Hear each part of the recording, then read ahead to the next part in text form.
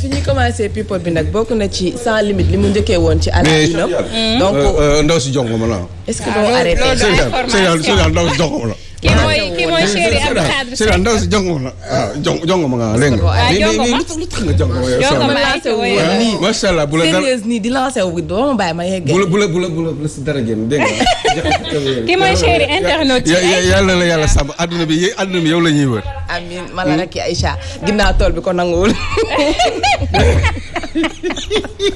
Khadija xam nga doo def.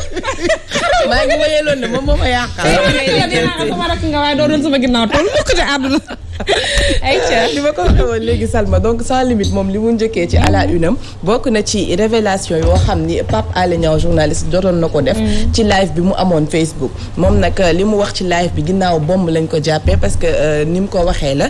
nee na que comme quoi dañ nekk di intégrer 1300 nervis ci gendarmerie bi. donc moom noonu la ko waxee live boo xam ne plus d'un indigné wu nañ. ku ci nekk di laajte loolu nan la mën a nekkee ci dëkk bu mel nii. ba tax ki nga xam ne mooy Seydi Gassama moom mu def ci tweetam mu ne bu fekkee dañ koo def pour am ay quota massif ci biir police bi gendarmerie bi. donc loolu si c'est avéré dafay nekk loo xam ne c'est grave attaque la contre l'État. waaye itamit république bi nga xam ne mooy Sénégal. parce que nee nañ police ak gendarmerie ñoom ay institutions yu indépendant lañ donc ñoom waruñu leen boole ci benn mbir boo xam ne mbiru politique la. donc loolu mi ngi ko waxee foofu ci Seneweb mu ne police daf fay nekk pour défendre ak sécurité wu nation bi même moom lañ nekk di préserver jusqu'ici. ba léegi jotuñu leen woon boole ci lépp loo xam ne politique la. waaye gis nañ ni que dañu commencé di leen affilier ak li nga xam ne mooy politisation bi. muy dellu di wax ni rek bu fekkee recrutement dafa nar a am. ñu def ko dans les règles de l'art mu am transparence ba benn koo xam ni jaarul ci yoon bi warul mën a nekk ci gendarmerie bi wala ci police bi. mooy yoon xam nga dama lay wax. bu fekkee ne rek vraiment liggéey moo leen tax a jóg. mooy recrutement bii ñuy wax à la gendarmerie et à la police. imagine leen da ngeen di xool chaque année il y a 4 contingents à Bango. chaque année combien de personnes la ñuy dem ñu def 2 ans ñu bàyyiwaat leen. bu dee dañuy def sérieux rek. nañu dem ci ñooñu. ñi nga xam ne jaaroon nañu. ci contingent nangam jaaroon nañu Bango. libéré leen. wala libéré leen. te kéwatuñ dara nañu dem jëli ñooñu. yóbbu leen en formation. buñ ko defee. loolu mooy liggéey bu normal. vraiment ñooñu jaaraat tamit jaar ci ay tests yi gars yi di def. pour nekk maanaam homme de sécurité. nekk police wala gendarme. mais bu dee leneen la ñuy def ñu yëfu tappale lañu def xaw ma nag bu dee loolu la ñuy def. bu dee rek loolu lañ bëgg def lu baax rek. foofu lañ jëm. en tout cas ça craint parce que débat bi posé wu na te instant bi ni état rek moo mën a setal boppam ci anam bi nga xam ne dina ko doxalee ak nervi yooyu bu fekkee daf leen bëgg a recaser pour ñu am liggéey na leen jaarale comme ni ko coach waxee soit bu ñu amee benn niveau d'étude yu dem def seen formation wala ñu dem jaari Bango pour après mën a nekk homme de tenue convenablement mais après jël leen recaser leen fenn alors que ñi nga xam ne ñu ngi cheminer depuis lors ñoom ñoo nar a ñëw jiitu leen te loolu discrimination la je pense que du loolu la ñu soxla ci coowal nervi yi ba tey parce que gis nañ violence yoo xam jotoon nañ ko def ci tournée économique bi donc ñoom nervi yi ba tax na Ousmane Sonko boo gisee ba mu génnee après sortie wam bi mi ngi ci doon wax mu ne que nervi yi comme quoi ay gros bras lañ donc amuñu lu ñuy def ci et cetera ba tax Zator Mbaye moom nga xam ni moo nekk responsable AFP donc ci coalition parti au pouvoir Aliou Sow tantôt mi ngi doon wax ne amul ko réagir mais Zator Mbaye moom ci d'après bañ ko jëlee woon ci benn interview moom wax na parce que nee na moom Ousmane Sonko boo gisee moom ni mu waxee ci sortie bi dafa ne après général Baptiste Tine bañ ko déchoué de ses fonctions dafa ne après boobu malaise dafa am ci gendarmerie bi donc moom Ousmane Sonko noonu la ko waxee ba tax Zator Mbaye moom mi ngi koy tontu naan ko moom gisul nervi moom mën nañu wax moom ci APR la bokk parce que nee na moom gisul nervi ba te tournée bi ba mu demee yëpp nee na garde présidentielle bi la gis composé d'éléments de la police également de la gendarmerie moom nee na gisul benn nervi te li kiy wax Ousmane Sonko nee na c'est extrêmement grave parce que bu waxee loolu ça veut dire que force de défense ak sécurité yi ils sont impuissantes donc elles sont impuissantes moom nee na bu Ousmane Sonko li mu waxee di mu ko jàngatee noonu la ko jàngatee ba cependant mi ngi wax ni tamit dina am ci yenn organisation yu am ci localité bi bu fekkee ni police bi matul doyul ñu woo doyul. nee na amaana mën nañ jël tamit ñenn ci ay population bi jël leen pour ñu assurer sécurité bi.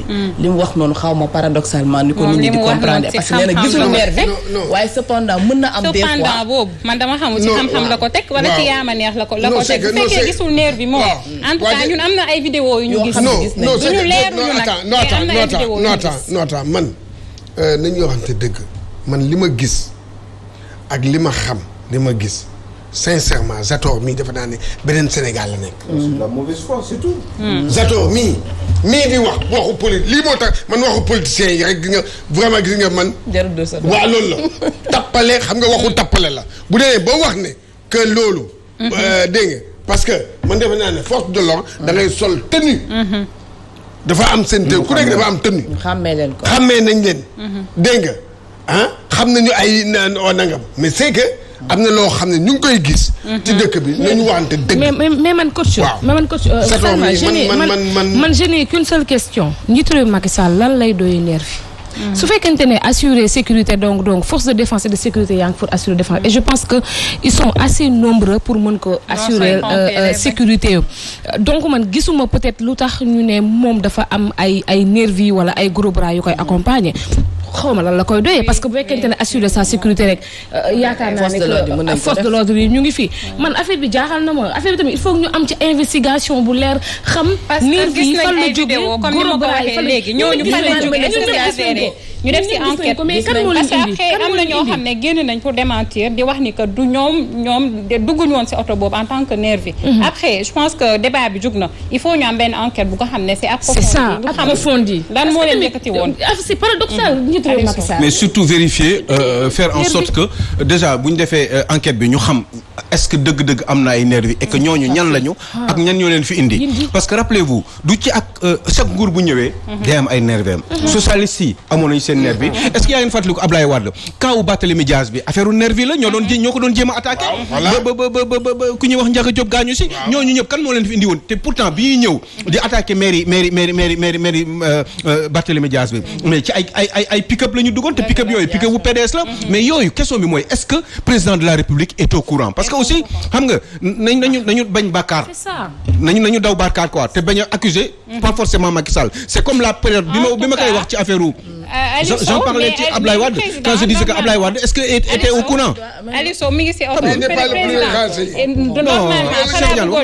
Aliou Sow le président il devrait être la personne bi nga xam ne mooy le premier renseigné mais tournée bi gis nañ ko otoom la nekk nervi yi nekk à côté mais est-ce que jommi wu mais dafa mel ni boo xool kanam gi dafa mel ni ku jommi kooku noonu man pour man boo ko gisee mu toog di wokk bopp bi gisoo muy wokk bopp bi waaw kon yëg na li xew non pour man ku jom honnêtement man ku ma gis man ku jom situation bi moo ko dépassé Ablaye Wade est-ce que Ablaye Wade était au courant s'il te plaît Aliou Sow même Khadija oui ma temps bi moo ñu xoj rek te il faut ñu dem ci dafa mel dinañ si def continuité boo ñëwaatee inchallah non mais bien sûr donc mi ngi noonu coowal nervi bi daal fépp la ci réseaux sociaux yeeg partout ñu ngi koy wax ñu yeggale ci accident au père bi après que accident bi amoon donc moom génn na di wax accident bi ni mu demee et cetera mi ngi naan que daf koo bett c'est allé trop vite mais muy remercier waat le grand Dieu parce que gannaaw yàlla oto bi dafa naroon tàkk donc oto bi ba avant que muy tàkk et cetera ñoom jot nañoo génn donc muy di delluwaat di remercier président parce que président mi ngi doon topp tout le temps di xool nu mu def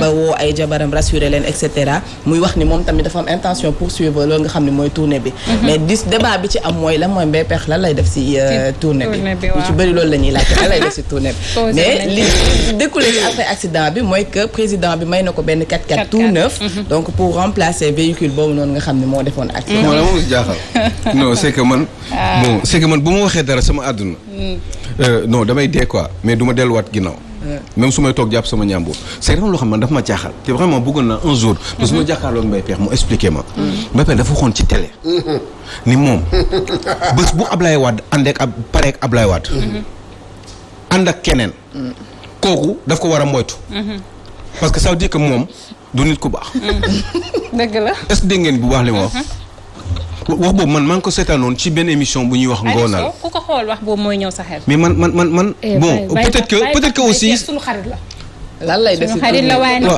waaw waaw léegi continuer leen nii ci seen dëkk bi. ba xam ndax dina dem lan lay def si tournée bi lan lay def si tournée bi. lan lay def waa Aïcha. mag buur la mag moo war a joxe le bon exemple nag. waa Aïcha ba dama lay laaj benn affaire. xam nga non gis nga li muy wax nii.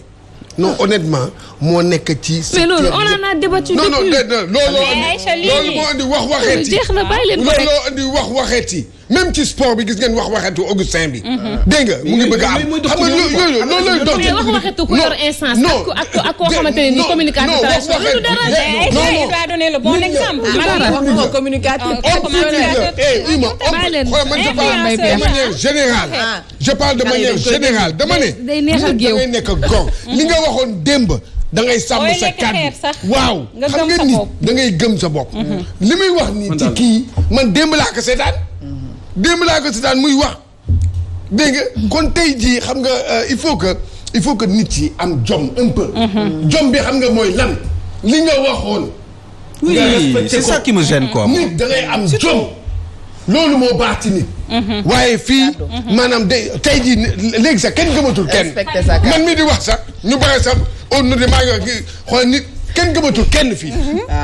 kenn gëmatul kenn xool Idrissa Seck li mu waxoon. Idrissa Seck nan la mën a taxawee xam nga wax yooyu laa lay wax ko yii mooy yàq réew mi façon yii. xool Idrissa Seck li mu waxoon ci Ablaye ci Macky Sall. man dinaa wax loolu nit ba pare ñëw taxaw di wet saw. wala quelqu'un bu ñëw Macky Sall moom matul sax chef de service. xam nga ñëw taxaw Macky Sall di ma nommé man du ma ko def. mu mal na yow. wax waxee baaxul waxu Ablaye Wade bi moom feeñ de maa waxoon waxee. non xam nga te loolu dafa bokk li si yàq réew mi. ñu jaar ci une minute ci wàllum doxalin. information. yow Aïssa yaa jël temps bi yow. non ñoo xam ne dañuy naan non moo ko waxoon ne nangam. oui ma est-ce que mën nga bàyyi. non affaire bi dafa ma métti. non ñun ñëpp la métti. donc beneen info bi des mooy Aïssatou Diop Fall. lan la ñuy jeexalee. beneen barke yàlla scotch laa indi scotch gémminu coach bi. Khadija demal. voilà dernière info bi. oui ma Khadija demal waaw mais may leen ko mu eggale information bi des. dernière info bi mooy Aïssatou Diop Fall moom ginnaaw émission bi mu amaloon moom mi ngi ci yëkkati ay kàddu jëmale ko ci ki nga xam ne mooy Guy Marius Sagna. moom avion la joxe Dakar Buzz moo ko relaté waat mais ci avion mi ngi naan Guy Marius li muy def nii yëpp activiste boo xam ne la il se bat pour sa propre poche maanaam moom il ne se bat pas pour la bonne cause agitation yu muy def yëpp c'est rien d'autre parce que c'est un mendiant professionnel. nee na mendiant professionnel la. donc moom nee na gëmul ay idéologie Guy Marius Sagna teg sur la table parce que gisul ni Guy Marius am na leen loo xam mën na ko apporter Sénégalais yi mu ne deful dul ñu jëndal ko oto fayal ko ndox ni mu ko waxee noonu la ko Dakar Buzz bindee nee na dañ ko fayal ndox jëndal ko oto électricité maanaam lépp moom léegi Sénégalais yi ñoo ko yoreel ba tax na muy génn di def ay agitation di wax mais gëmu ko benn yoon nee na en gros c'est un mendiant professionnel. un mendiant professionnel. mendiant politique. Qui ça? J'aime bien cette dame Aïssatou Diop Fall parce qu'elle m'aime bien aussi mais franchement c'est ridicule parce que Guy Marius Sagna fii ñu bari ñii yéen ñi di liggéey nii yëpp dañ leen jëndal oto. yéen ñii ñëpp dañ leen jëndal oto kon noppi leen tuuti quoi. xam nga Guy Marius Sagna je suis sûr d'une chose au moins. il a un grand cœur mais il a rien demandé. mais non il a fait des sacrifices. Mandia il a fait Mandia xam nga Guy Marius Sagna juste pour tontu rek. juste pour tontu une chose rek. il a fait des sacrifices. c'est des paroles yoo xam ne dafa métti. non xam nga Sénégal il faut ñu xam sax benn affaire mais mendiant professionnel xam la mooy mendiant professionnel mendiant déjà mooy kuy dem kuy ñaan. kuy ñaan mendiant il faut nga jóg dem ñaan nga saraxu. Guy Marius Sagna saraxewul. Sénégalais yee ko bëgg Sénégalais ñoo ko proposé loolu parce que day jël taxi di dem c'est normal. mu mel ni kan tey people bi mayoon naa leen ko yéen. non tooñ nga fi rajo non mais people bi nag dañ ko war a am na solo torop ñu lay jaajëfal mercredi rek incha allah nga def